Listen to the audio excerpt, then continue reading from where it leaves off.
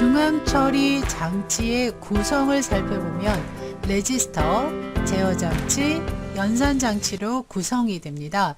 자, 레지스터는 이전 강의에서 말씀드린 것처럼 CPU가 데이터를 처리하는 동안 그 결과값이나 데이터를 임시로 보관하는 그런 고속 기억 장치를 레지스터라고 말씀을 드렸고요.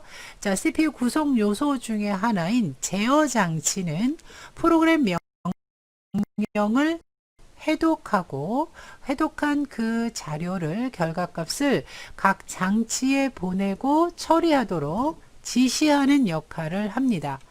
자, 이 제어 장치에 해당되는 레지스터들의 종류를 보면 명령 레지스터, 프로그램 카운터, 메모리 주소 레지스터, 메모리 버퍼 레지스터, 명령 해독기가 제어 장치에 해당이 됩니다. 이 레지스터들 종류의 그 의미를 또 역할을 다 일일이 알아놓으셔도 좋지만요. 자, 그 중에 출제 빈도가 높은 프로그램 카운터라든가 해독기 정도만 이해하고 넘어가도록 하겠습니다. 자, 먼저 프로그램 카운터는요, 이 CPU 내에서 명령어, 즉 다음에 수행할 명령어의 번지를 기억하는 레지스터의 역할입니다. 자, 프로그램 카운터는 다음에 수행할 명령어의 주소, 번지를 기억하는 레지스터가 되겠고요. 명령 해독기는요, 명령 레지스터에 있는 내용을, 명령어를 해독하는 그런 레지스터가 되겠습니다. 나머지 모든 레지스터들의 성격과 역할을 외우기에는 좀 어려움이 없지 않아 있습니다. 그래서 제어 장치와 연산 장치를 구분해서 그 역할을 먼저 분리를 하고요. 그 다음에 그거에 해당되는 레지스터의 종류와 자주 출제되는 유형의 레지스터들만 그 역할을 알고 넘어가시는 걸로 하겠습니다. 자, 그러면 연산 장치의 역할은 말 그대로 ALU, Arithmetic Logical Unit인데요. 산술 논리 연산 장치라고 합니다. ALU라고도 하고요. 연산에 필요한 자료를 입력받아서 계산하는 역할을 하는 장치가 되겠습니다. 그래서 누산기, 가산기, 보수기, 상태 레지스터, 자, 이런 레지스터들을 포함하고 있는데요. 그 레지스터의 이름만 보셔도 제어인지 연산인지가 일단 구분이 될 것 같고요. 연산하고 관련된 누산기에는 이제 연산 결과를 잠시 보관하는 역할을 하죠. 가산기, 보수기, 다 계산하고 관련된 장치가 되겠습니다. 상태 레지스터는 뭐 음수, 양수 값 등을 보관하는 그런 역할을 하죠. 자, 그래서 CPU 구성 요소 세 가지, 레지스터, 연산, 제어, 연산 장치에 대한 이해가 필요하겠습니다. 자, 그러면 CPU의 종류를 살펴보면요. CPU는 마이크로 프로세서라고도 하는데요. 명령어를 처리하는 이 중앙 처리 장치의 종류를 보면은요, 시스크, 리스크로 나눠서 보게 되는데요. 이 마이크로 프로세서 종류하고 관련된 문제, 자, 이렇게 빨갛게 표시한 부분은 반드시 여러분이 암기를 해주셔야 되는 영역이라고 생각하시면 돼요. 이 명령어를 처리하는 방식에 따라서 시스크 방식과 리스크 방식이 있는데요. 이것을 외울 때도요, 두 개를 다 외우려고 하지 마시고 디지털과 아날로그를 구분해서 여러분이 그 접근하셨던 것처럼 시스크를 외우시던 리스크를 외우셔서 그 두 가지가 서로 대조적이다 라는 것으로 암기를 해주시면 좋을 것 같아요. 자, 먼저 리스크 방식은 명령어 수는 적지만 시간을 최소화해서 처리 속도가 빠른 그런 방식입니다. 전력 소모도 적고요. 하지만 프로그램의 정도는 복잡하다.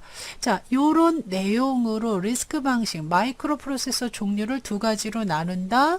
그 중에 리스크는 이런 특징을 가지고 있다.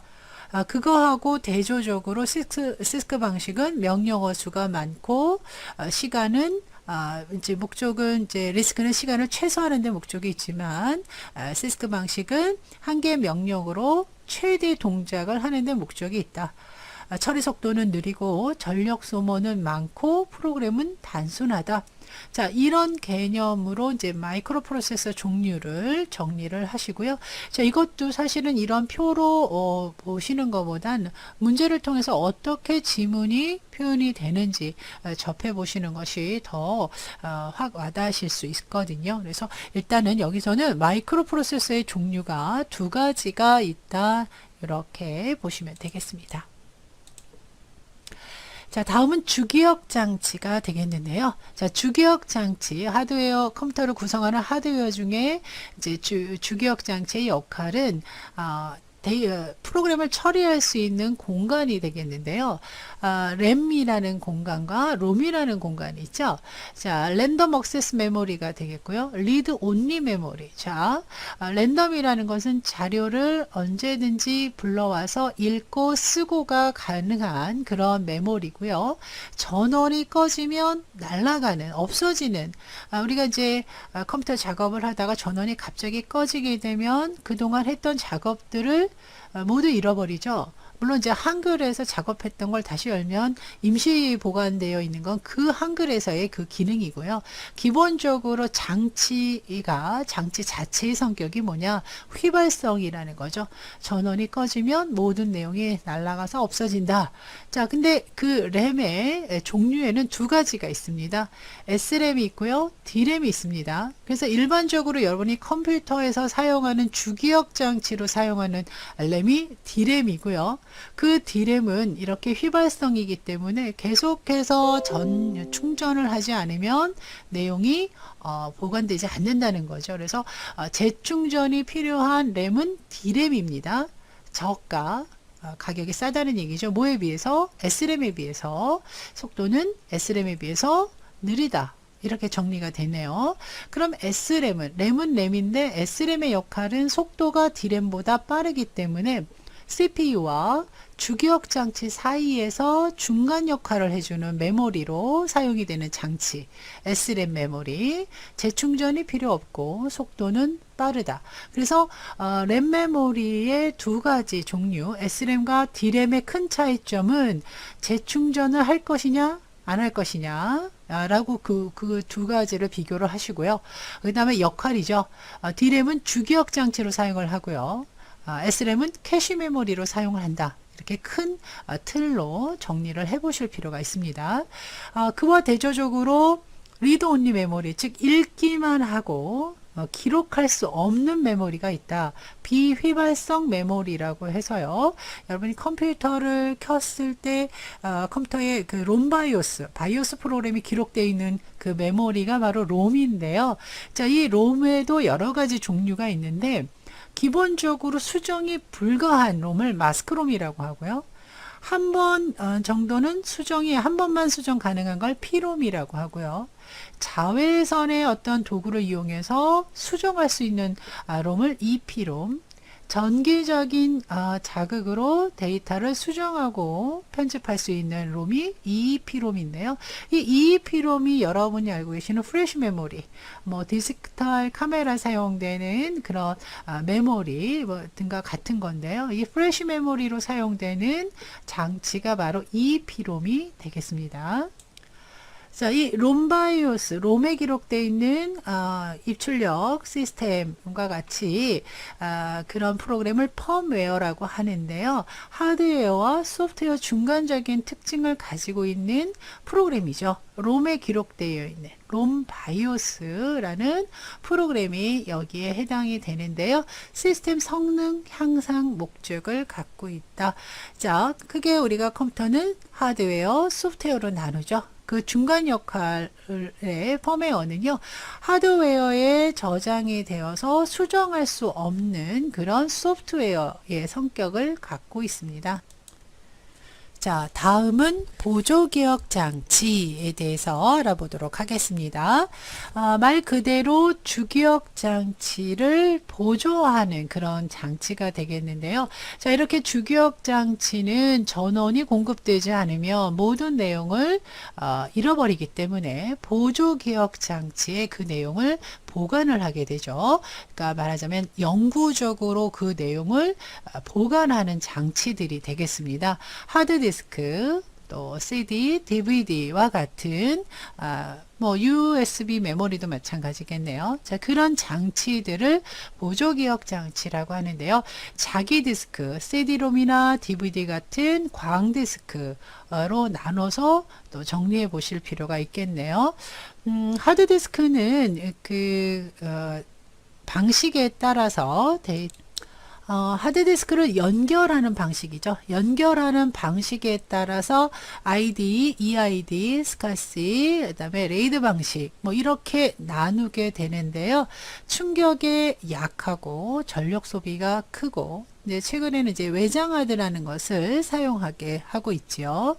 자, 그다음에 광디스크가 있고요. 고화질을 제공하는 블루레이, 뭐 이런 DVD, 이런 그 보조 기억 장치들은 용량 면에서는 이 컴퓨터 하드웨어 장치 중에서 가장 큰 용량, 대용량을 차지하고 있죠. 그래서 용량을 비교한다면 보조 기억 장치가 가장 크고요. 그 다음 주기억, 그 다음 CPU. 속도로 나타내면은요, 속도는 CPU, 그 다음 캐시 메모리, 주기억, 보조 기억. 자, 이런 순서대로 이제 나열해 볼 수가 있는데요. 자, 보조 기억 장치에 저장되는 윈도우즈나 한글 프로그램 등을 어디로 불러오냐면 주기억 장치로 불러와서, 자, 거기서 입력되는 모든 자료들을 CPU에서 처리해서 다시 주기억으로 넘기고, 자, 그 주기억에 있는 내용을 영구히 보관하기 위해서 저장이라는 명령으로 보조 기억 장치에 다시 보관하게 되는 그런 논리로 이 장치를 이해하시면 되겠습니다. 자, 그러면 이 장치들 외에 기타 기억 장치들을 좀 정리를 해보면요. 자, CPU와 주기억 사이에서 속도의 차이가 너무 크기 때문에, 차이가 나기 때문에 속도 차이를 조절하는 캐시 메모리와 같은 기타 기억 장치에 대해서 한번 정리해 보도록 하겠습니다. 자, 캐시 메모리, 지금 말씀드린 것처럼 속도 차이를 조절해주는 메모리다. 자, 버퍼 메모리라는 것이 있는데요. 접근 속도,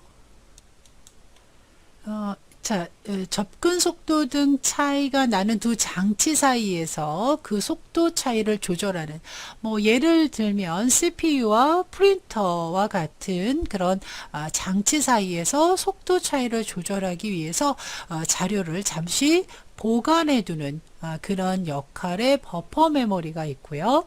가상 메모리는 보조 기억 장치를 주기억 장치처럼, 자, 주기억 장치는 프로그램이 실행되는 공간인데, 이 공간에 프로그램이 많이 쌓여 있다면, 그러니까 실행되어 있다면 다음 프로그램을 실행할 때 속도가 더딜 수밖에 없지요. 그래서 보조 기억 장치의 일부를 활용해서 주기억인 것처럼 사용할 수 있는 그런 메모리를 가상 메모리라고 합니다. 자, 플래시 메모리, 전개적인 성질을 이용해서 데이터를 썼다, 지웠다를 할 수 있는 그런 메모리를 플래시 메모리라고 하는데요. 아까 말씀드렸던 대로 플래시 메모리는 EEPROM의 장치를 사용을 하고 있습니다. MP3나 디지털 카메라 등의 메모리로 사용되는 것이 바로 플래시 메모리가 되겠습니다. 자, 연관 메모리라는 것이 있는데요. 우리가 보통 자료를 접근해서 가지고 올 때 주소나 번지를 사용하게 됩니다. 자, 그런데 그런 주소가 아니라 내용을 직접 참조해서 데이터를 읽어오는 메모리를 연관 메모리라고 해서요. 컴퓨터 장치 중에 여러 가지 장치 중에 기타 메모리에 해당되는 이 5개의 메모리는요. 잘 나옵니다. 빈도가 높습니다. 그래서 캐시 메모리, 버퍼 메모리, 가상 메모리, 플래시 메모리, 연관 메모리를 구분해서 반드시 정리해 놓으실 필요 있습니다. 자, 다음은 이제 기억 장치의 계층 구조로 말씀드린 것처럼 속도를 기준으로 할 것인지 용량을 기준으로 할 것인지를 나눠서 볼 때 속도, 읽고 쓰는 속도, 접근하는 속도가 가장 빠른 것이 바로 CPU, 레지스터가 되겠고요. 그 다음 주기억인데 그 사이에 캐시 메모리가 존재합니다. 속도 차이를 조절해 주기 위해서 잠시 데이터를 보관해 두는 역할을 하죠. 주기억 장치, 그 다음 보조기억 장치인데요. 자, 보조기억 장치도 크게 나눠서 자기 디스크, 광 디스크보다는 자기 테이프가 느리다는 거죠. 자, 반대로 용량을 기준으로 삼는다면, 자, 이거의 역순이 되겠습니다. 가장 큰 용량, 대용량의 저장 장치는 자기 테이프, 자기 디스크, 광 디스크, 주기억, 캐시, 레지스터 이 순서대로 알아두셔야 되겠습니다. 자, 이 장치와 연관해서 장치의 데이터를 보관할 수 있는 용량을 기준으로 한다면 최소 문자를 기억할 수 있는 단위가 바이트죠. 그 바이트를 이진수를 기준으로 2의 10승, 즉 1020개의 바이트를 모아서 킬로바이트라고 저희가 얘기를 합니다. 그래서 이 킬로바이트가 또 1024 모이면 메가라고 얘기를 하죠. 자, 지금 이 가로 안에 2의 20승이라는 것은 바이트를 기준으로 하는 겁니다. 자, 세 번째 기가바이트, 테라바이트, 페타바이트 순으로 용량 단위를 우리가 표현하게 되는데요. 1킬로바이트는 2의 10승 바이트, 즉 1024 바이트를 기준으로 생각을 하시면 되겠습니다. 킬로바이트, 메가바이트, 기가바이트, 테라바이트, 페타바이트 순으로 숫자가 클수록 많은 데이터를 표현하는 단위가 되겠고요. 자, 처리 속도, 데이터를 처리하는 CPU 데이터 처리 속도 보면은요, 밀리초, 10의 마이너스 3승부터 해서 마이크로초, 나노초, 피코초, fem토초, 아토초로 되어 있는데요. 10승으로 우리가 표현하자면 10의 마이너스 18승까지 표현이 가능합니다. 10의 마이너스 6, 10의 마이너스 9, 10의 마이너스 12, 15 이런 식으로 해서 3, 6, 9, 12, 15 이런 18 이런 순서대로 마이너스가 붙었으니까요. 결국 오른쪽으로 갈수록 그러니까 빠르다 개념인데요. 10의 마이너스 18은 마이너스 3보다 훨씬 작은 숫자가 되겠죠. 그래서 이 처리 속도는 숫자가 작을수록 빠르다라는 개념으로 정리를 해 두셔야 되겠습니다. 용량은 숫자가 클수록 용량을 크다라는 개념이지만 처리 속도는 숫자가 작을수록 빠른 개념으로 이해하시고요. 자, 입출력 장치라고 해서요. 키보드, 마우스, 뭐 이런 OMR 카드, 바코드, 태블릿, 스캐너, 디카, 입력 장치, 입출력 장치 중에 출력 장치에 해당이 되겠죠. 모니터, 프린터, 플로터, 마이크로필름 출력 장치, 스피커 등이 있습니다. 자, 표시 장치는 모니터로 생각을 하시면 되죠. 디스플레이 종류, 디스플레이 장치에 대한 설명인데요. 화면을 구성하는 최소 단위를 픽셀, 화소수라고 하죠. 그래서 이 화소수가 숫자가 크면 클수록 우리는 해상도가 높다라고 표현을 하죠. 밝다라는 표현을 쓰지 않습니다. 선명도, 즉 해상도가 높다라고 보고요.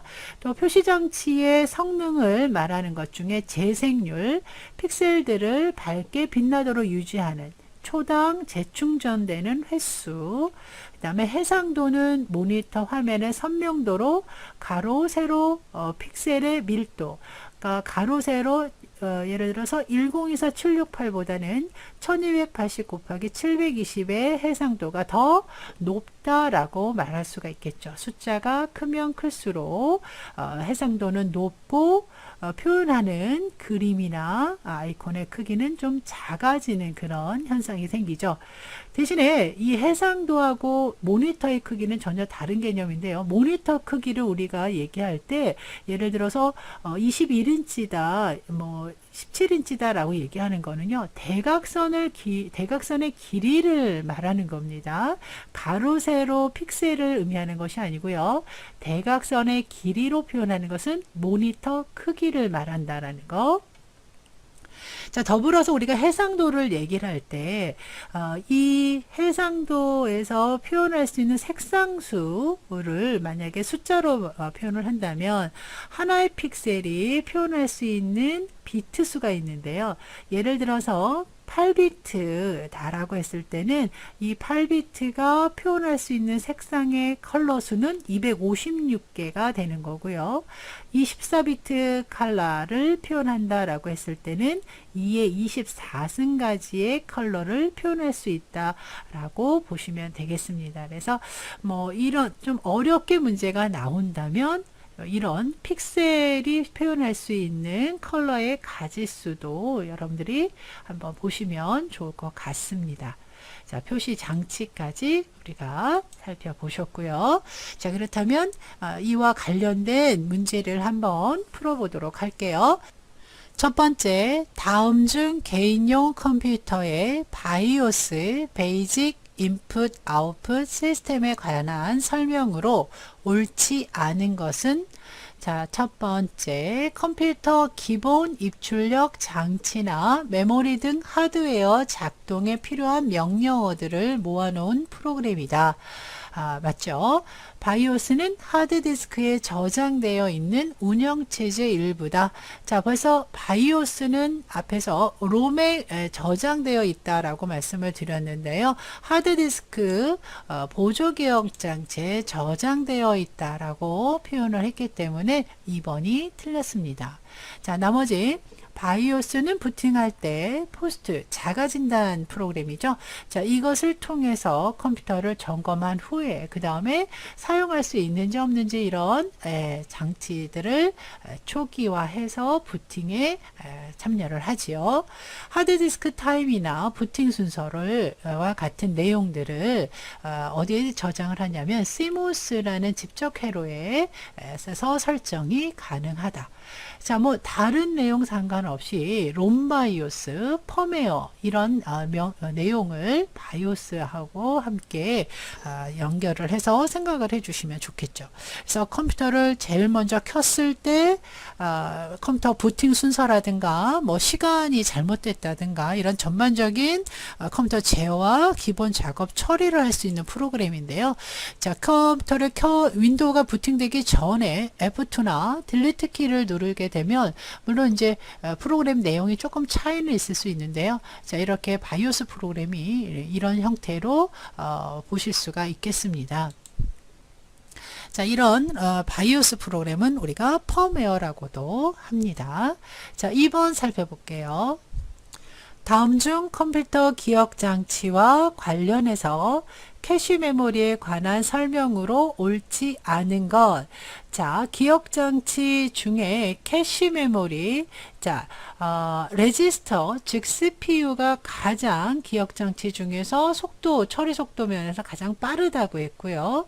그 다음에 주기억 장치인데, 주기억 장치하고 CPU의 사이에 존재하는 메모리가 캐시 메모리라고 했습니다.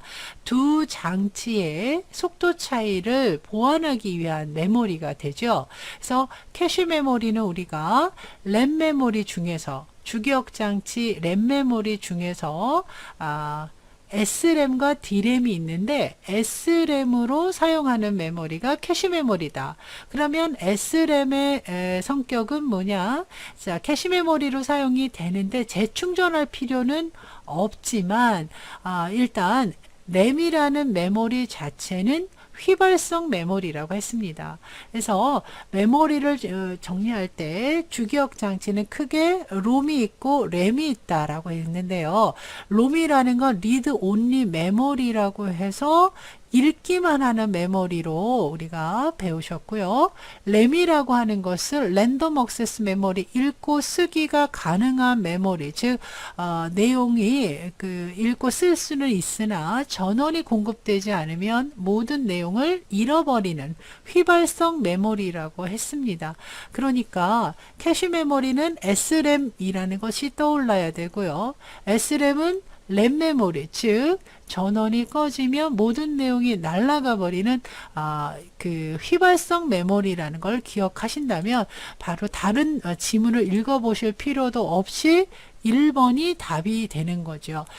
CPU와 주기억 장치 사이에 존재하는 고속 기억장치, 이 뒷부분만 읽으면 맞는 내용 같지만 비휘발성이라는 이 부분에서 틀렸다라고 보시면 됩니다.